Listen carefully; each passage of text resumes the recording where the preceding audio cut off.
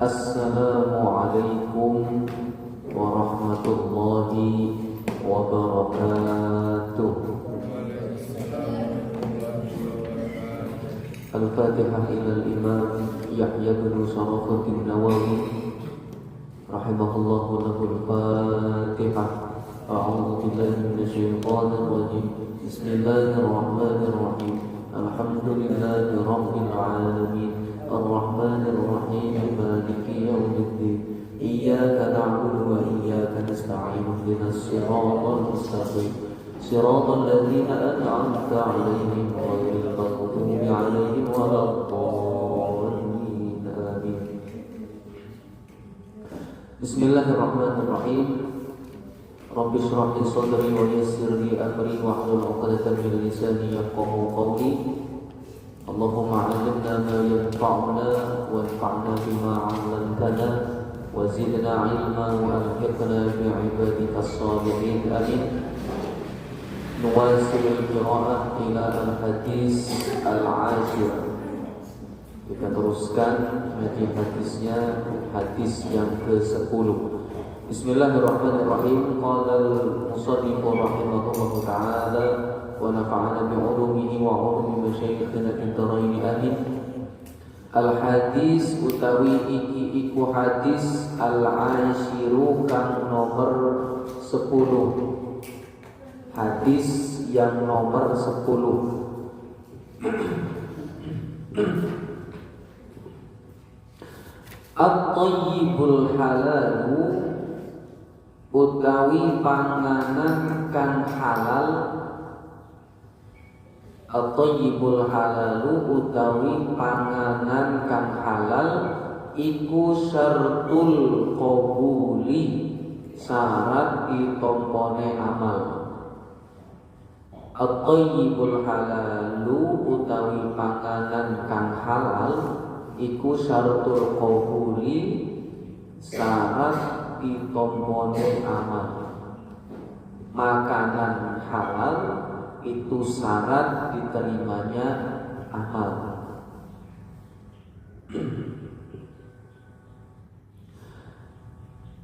An Abi Hurairah radhiyallahu anhu, dan ceritaake saking Abu Hurairah radhiyallahu anhu. Kemarin sudah diceritakan siapa itu Abu Hurairah, ya, termasuk sahabat Nabi yang beliau bercinta uji. Qala dawuh sapa Abu Hurairah, qala dawuh sapa Rasulullah sallallahu alaihi wasallam. Qala dawuh sapa Rasulullah sallallahu alaihi wasallam, innallaha setuhune Allah iku thayyibun bagus. Sesungguhnya Allah itu maha bagus. La yaqbalu ora nerimo sapa Allah. La yaqbalu ora nerimo sapa Allah illa thayyiban, angin perkara kang bagus. La yaqbalu ora nerimo sapa Allah illa thayyiban, angin perkara kang bagus. Allah itu maha bagus dan Allah tidak menerima kecuali yang bagus-bagus. Itu maksudnya, ya. Jadi Allah itu bagus, tidak menerima kecuali yang bagus-bagus. Jadi amal kita itu harus disertai dengan niat yang bagus kalau mau amalnya diterima sama Allah. Jangan kok kita beramal tapi ada niat yang gak bagus, ya, ada niat yang gak bagus. Kita melakukan amal soleh tapi pengen dipuji, nah itu kan gak bagus, ya. Kita seneng sholat sunnah tapi pengen dipandang orang, oh ini lagi sholat sunnah, ya. Kita pengen puasa sunnah, kita puasa sunnah tapi pengen dipuji, oh ini rajin puasa. Ini kan ada niat yang gak bagus. Maka ketika kita beramal sholih, itu niatkan yang bagus ya. Walaupun nanti ada yang memandang kurang bagus, yang penting niat kita bagus ya. Masalah pandangan orang silahkan saja. Kita tidak bisa menolak pandangan orang lain. Silakan orang mau memandang apa, yang penting niat kita sudah bagus, gitu ya. Kayak manusia lah.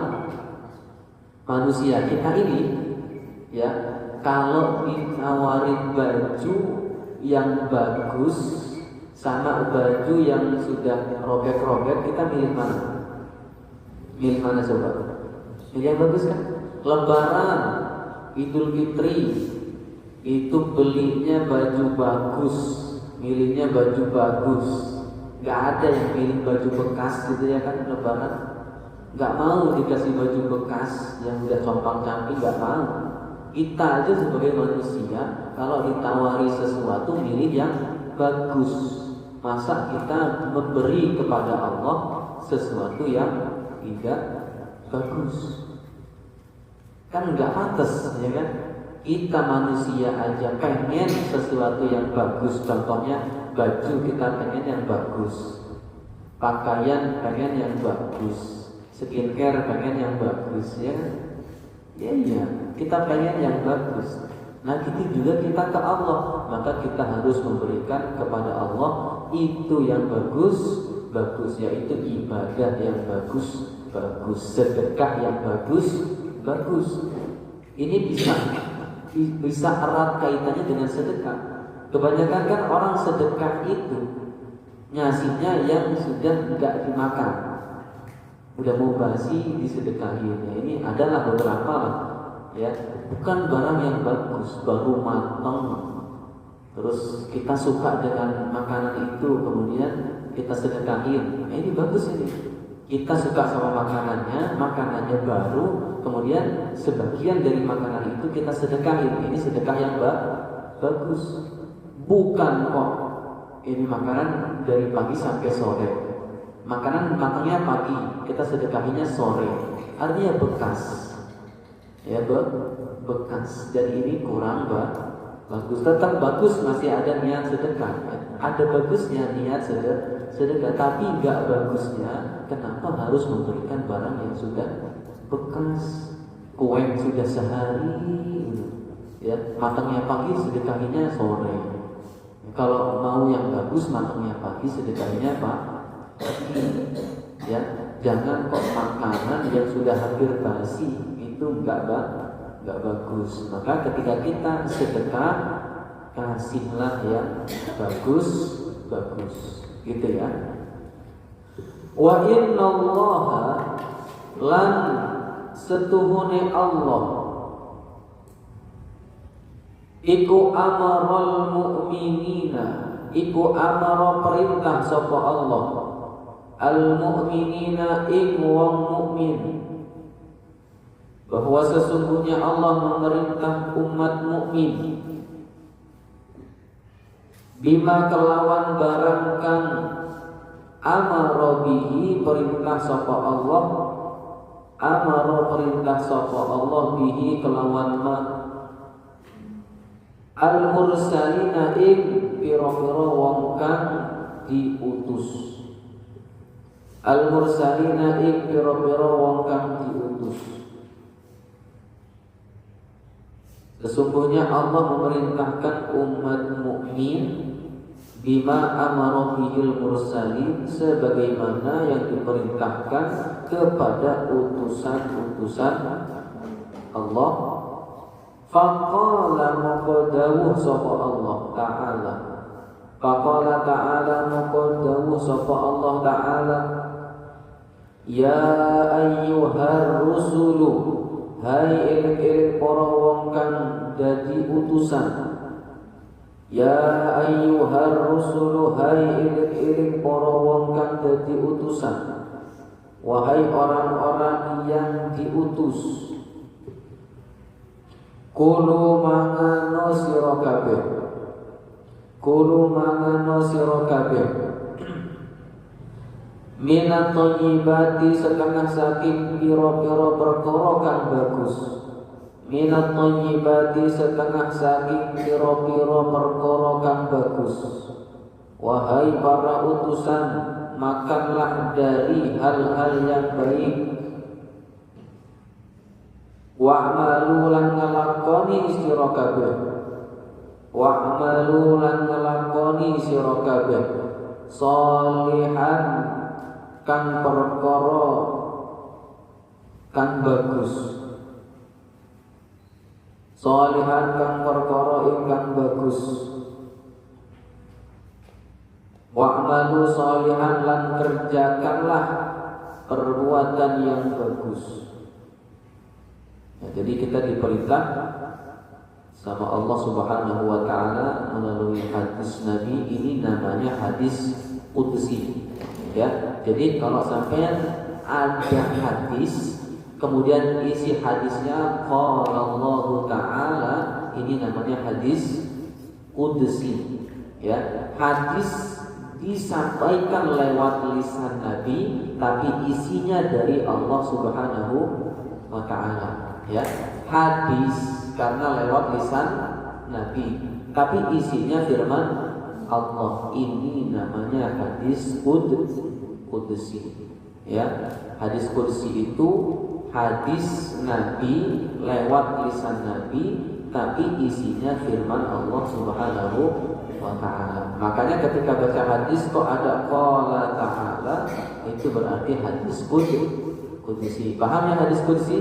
Dia hadis disampaikan oleh Nabi tapi isinya dari Allah Subhanahu wa ta'ala. Ini hadis qudsi.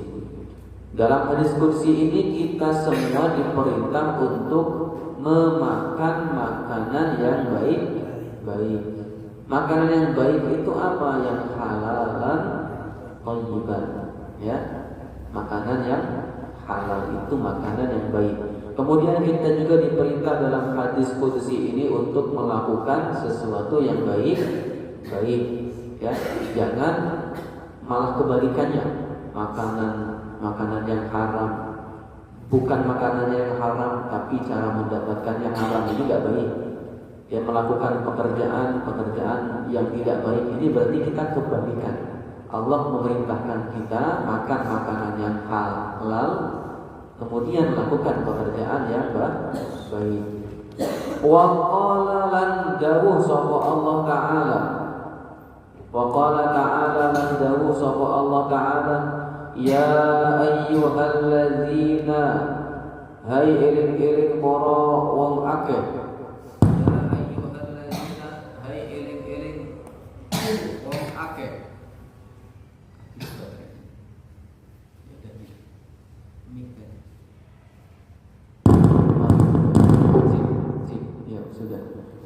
Hai eling-eling wong akeh, amanu kang padha iman sapa alladzina. Amanu kang padha iman sapa alladzina. Kulu mangano sira kabeh. Kulu mangano sira kabeh. Min thayyibati ma razaqnakum, min saking setengah. Thayyibati ma razaqnakum, piro-piro perkara baguse barang kang maringi ingsun ing sira kabeh.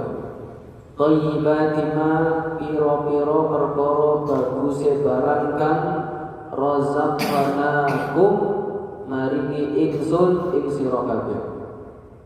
Ya ayyuhalladzina amanu, wahai orang-orang yang beriman, kulu min thayyibati ma razaqnakum, makanlah kalian semua dari perkara yang bagus, dari hal-hal yang bagus, ma razaqnakum, yang kami berikan kepada kalian semua.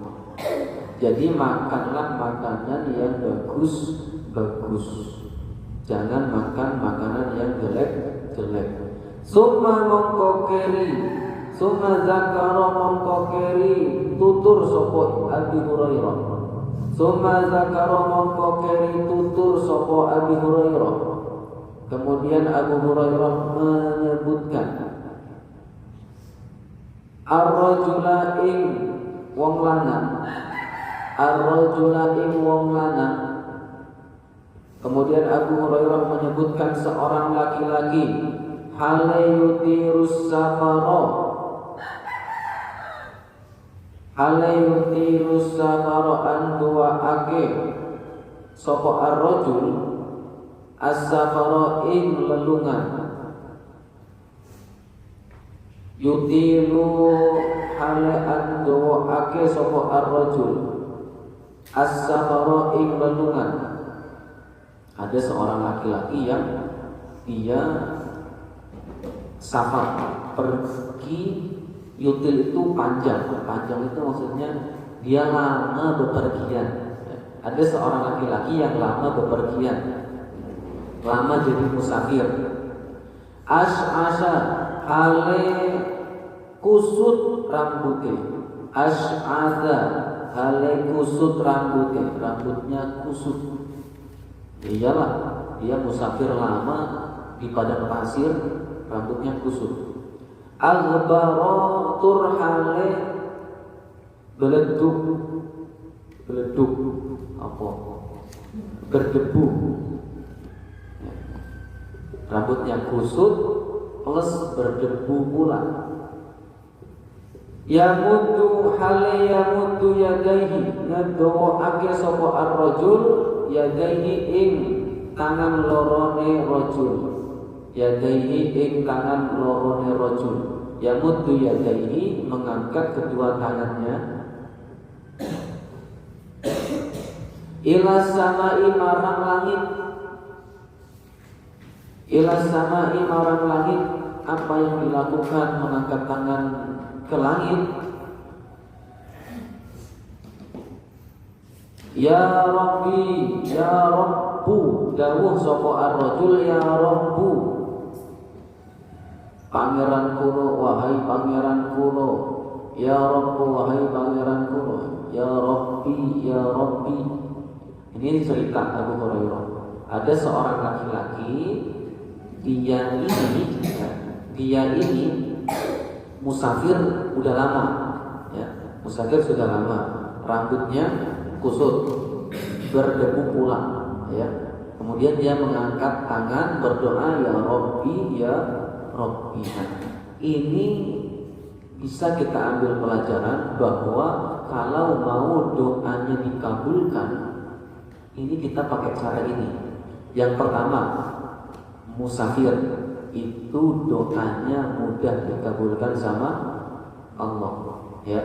Orang yang dalam perjalanan jauh, ya lama di perjalanan, dia doanya akan mudah dikabulkan karena musafir itu berat. Ada kehabisan bekal, ya kan, dan macam-macam di perjalanan itu berat. Karena beratnya ini, kalau dia berdoa dimudahkan, dikabulkan oleh Allah Subhanahu wa Ta'ala. Kemudian rambutnya kusut,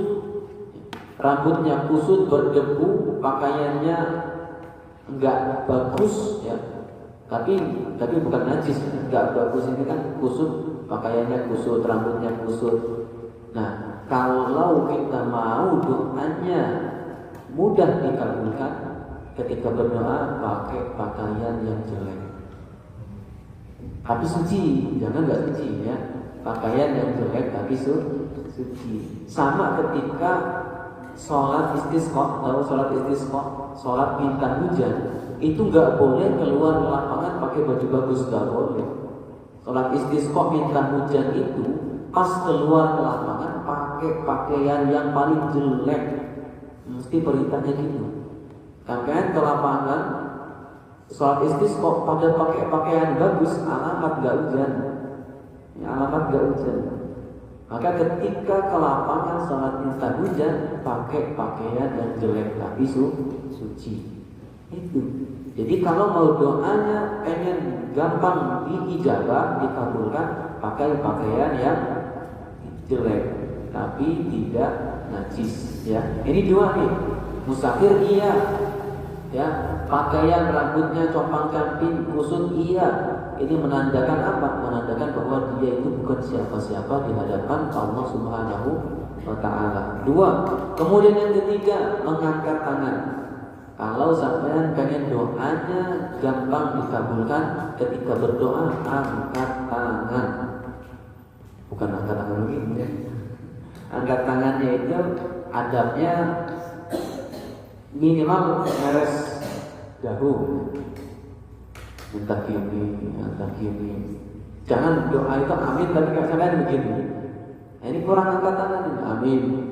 Amin. Ini enggak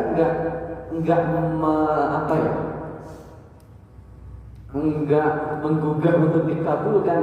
Supaya kita gampang dikabulkan, angkat tangannya ya minimal begitu. Ya, meres dada. Amin. Jangan amin. Mana sambil ngantuk pula ya. Amin. Jangan gitu ya, dari kabulin doanya nanti ya. Doa angkat tangan. Lebih bagus lagi ya, lebih tinggi enggak apa, lebih tinggi lebih bagus. Sampai angkat tangan ini. Ini lebih bagus ya. Semakin tinggi semakin bagus, tapi jangan ketinggian ya. Sekiranya ya pantas untuk berdoa.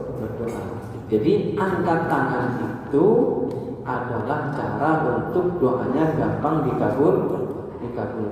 Ya, karena Allah malu terhadap hamba yang minta kok angkat tangan tapi tidak dikabulkan. Maka Allah malu untuk tidak mengabulkan.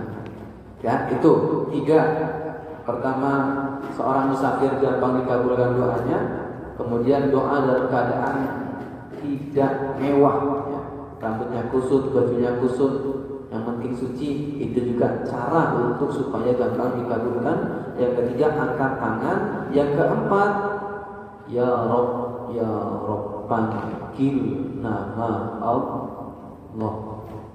Kalau sampean pengen doanya gampang dikabulkan, ulang-ulang memanggil nama Allah. Baik itu Asmaul Husna atau ya Rabb atau ya Allah, Allahumma. Kadang-kadang orang doa begitu, Allahumma ya Allah, kan sama aja gitu kan. Allahumma sama ya Allah itu artinya sama. Allahumma wahai Allah, ya Allah ya wahai Allah, artinya sama. Kenapa diulang? Karena ini untuk menggugah supaya Allah ini mengabulkan doa kita. Memanggil nama Allah berulang kali. Bahkan ada Allahumma ya Allah ya Rahman ya Rahim, 4 kali dipanggil. Allahumma ya Allah ya Rahman ya Rahim, 4 kali. Asmaul Husna juga termasuk panggilan kepada Allah. Ya, jadi sampai habis Asmaul Husna berdoa itu bagus. Ya, habis baca Asmaul Husna berdoa bagus ya. Karena memanggil lafaz Allah. Ada 4 hal yang dilakukan laki-laki tadi untuk supaya doanya gampang dikabulkan. Kemudian lanjutannya, wa mat'amuhu hale utawi panganane. Wa mat'amuhu hale utawi panganane iku haramun haram, tapi makanannya haram. Wa masrabuhu lan utawi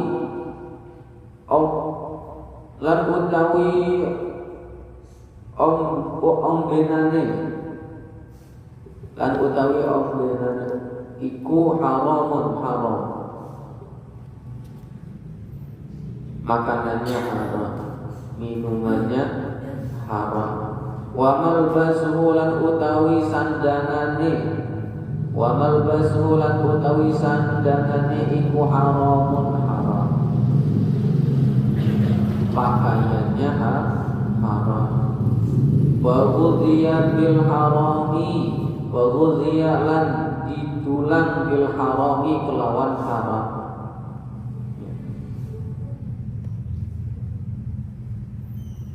Fa'anna mongko hale kepiye carane yustajabu disembadane yustajabu disembadane apa doa kang tetep lahu kaduwe rajul. Fa'anna maka bagaimana yustajabulah doanya akan dikabulkan. Maka bagaimana doanya akan dikabulkan. Nih, ini penting ya. Orang ini berdoa dengan 4 cara supaya gampang dikabulkan. 1, dia sebagai seorang musafir yang jauh, yang lama perjalanannya, ini gampang dikabulkan doanya kalau berdoa. Kemudian yang kedua, rambutnya kusut berdebu, pakaiannya juga kusut berdebu. Ini cara supaya doanya mudah dikabulkan. Yang ketiga, mengangkat tangan ke langit ketika berdoa. Ini juga cara supaya doanya mudah dikabulkan. Kemudian yang keempat, memanggil nama Allah berulang kali, ya Rabbi, ya Rabbi. Ini cara supaya doanya gampang dikabulkan. Tapi makanannya dari sumber yang haram, minumannya dari sumber yang haram, pakaiannya dari rezeki yang haram, ya, dia makan makanan yang haram, maka kata Rasul, bagaimana doanya akan dikabulkan? Ya, padahal 4 cara ini dilakukan. Padahal harusnya ini langsung diijabah ini. Kalau dia tidak makan haram, ya, langsung diijabah, dikabulkan ini. Kan 4 hal dilakukan sama dia. Ya, kita paling berdoa cuma 2, memanggil nama Allah berulang kali, mengangkat tangan. Ya kan, musafir enggak, pakaian jelek ya enggak juga, bagus pakaiannya. 2 ini kita biasanya. Kadang enggak angkat tangan juga, ya, berdoa tapi malas angkat tangan. Ini 4-4-nya dilakukan, harusnya sudah dikabulkan, tapi enggak dikabulkan sama Allah. Kenapa? Makanannya haram, minumannya haram, rezekinya haram. Bisa jadi karena rezekinya dari sumber yang haram, makanannya jadi haram. Ya, makanan kalau enggak anjing, babi, khamar dan lain-lain itu kan enggak haram, tapi bisa haram karena rezekinya dari hal yang haram, hasil korupsi, ya, hasil nipu orang, hasil maling, hasil selot, ya, judol, itu kan haram itu. Kalau makanan dibeli dari hasil maling, korupsi, makanannya berarti dari sumber yang haram, minumannya dari sumber yang haram, pakaiannya hasil selot dari sumber yang haram. Kalau semuanya haram, bagaimana Allah akan mengabulkan doa-doanya? Maka nanti ketika sampean semua sudah dewasa, cari rezeki yang halal, jangan cari sesuatu yang haram. Nggak harus nunggu dewasa lah, ya. Sekarang jangan sampai ada masuk ke tubuh kalian sesuatu yang haram. Misalkan yang jelas kelihatan maling uang temannya, sampai beli jajan dari uang maling, Anda memasukkan sesuatu yang haram ke dalam perut. Yang kedua, ini sering kita lakukan dan gak terasa. Kadang kita makan punya orang lain tanpa bilang, ya, makanan punya kawan kita di lemarinya dimakan tanpa bilang, itu sama makan haram. Dan kita kayaknya wajar, ya kan? Jangan mewajarkan sesuatu yang haram, ya, nggak boleh. Wajar ini mah, nggak apa-apa, nggak. Sampai harus bilang dulu sebelum makan, atau setelah makan bilang. Pokoknya harus ngomong. Jangan sampai enggak ngomong. Udah kadung dimakan, ini gimana? Ya sudah, habis makan ketemu orangnya bilang, Mas tadi saya makan kerupuknya, kelas enggak? Oh ya enggak apa-apa, aman. Enggak ganti, sampai harus ganti. Ya, kalau harus diganti, itu satu-satunya roti saya sampai makan, ya harus ganti. Ya, karena memakan yang bukan haknya itu pada dasarnya haram. Tapi ketika sampean sudah minta izin, ya udah halal nggak apa-apa, jadi halal. Tapi kalau orang ini nggak izinin, udah kadung dimakan, mau nggak mau harus ganti, gitu ya. Nah itu juga mungkin jadi salah satu penyebab sampean nantinya tidak sukses mondok. Ngeri ya, ngeri. Hal-hal kecil yang sampean lakukan, makan makanan punya orang lain ya tanpa izin, apalagi sampai maling, khawatir nanti mondoknya tidak berkah, tidak sukses karena Anda memasukkan makanan haram ke dalam perut. Padahal Allah sangat membenci hambanya memasukkan sesuatu yang haram ke dalam perutnya. Ya, gitu ya. Diingat-ingat ya. Dari hal yang kecil jangan diwajarkan. Paham? Paham? Hal-hal kecil tadi kita anggap wajar, tapi pada hakikatnya kita harus tidak mewajarkan sesuatu yang salah. Ya, jangan menganggap wajar sesuatu yang salah. Yang namanya salah, ya tetap salah. Gitu ya. Kalau sampean mau makan barang punya orang lain, minta izin. Kalau sudah kadung dimakan, ya izin setelah makan. Sama dengan menggunakan barang orang lain, minta izin. Udah kadung dipakai, ya ngomong. Tadi saya pakai sendal sampean. Itu ya, kecuali ini ada kecualinya.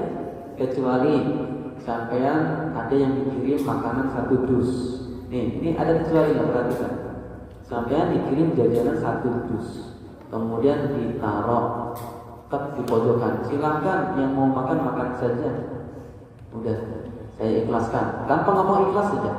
Makan aja yang ada di kardus itu, tanpa sampean bilang itu sudah halal. Kalau gitu nggak apa-apa. Ya, tapi kalau makanan punya temannya tidak ada omongan makanlah, disimpan sama dia kan di lemari atau di mana, sampean ambil itu makan tanpa hilang, dan itu haram. Ya, boleh kalau yang punya sudah silahkan makan saja, boleh. Kayak misalnya saya nanam pohon jambu air di situ, silahkan makan saja buahnya di situ, mangga di situ, alpukat di situ, jambu air di situ, makanlah. Sampai nggak perlu bilang ke saya ngambil makan halal, haram. Kenapa? Karena yang punya sudah mempersilahkan. Itu nanti jambu air kalau berbuah makanlah, silakan, gak usah bilang halal sudah. Tapi kalau nggak ada omongan dari yang punya, terus sampai nyerapangin mangga, jelas? Biar halal, udah dimakan, ngomong, Pak tadi saya habis makan mangganya. Oh yaudah, nggak apa-apa, halal. Nggak, ganti 5.000, ganti. Ya, gitu ya. Itu saja mungkin yang bisa disampaikan. Rawahu diceritakan hadis Muslim, saking Imam Muslim rahimahullah. Assalamualaikum warahmatullahi wabarakatuh.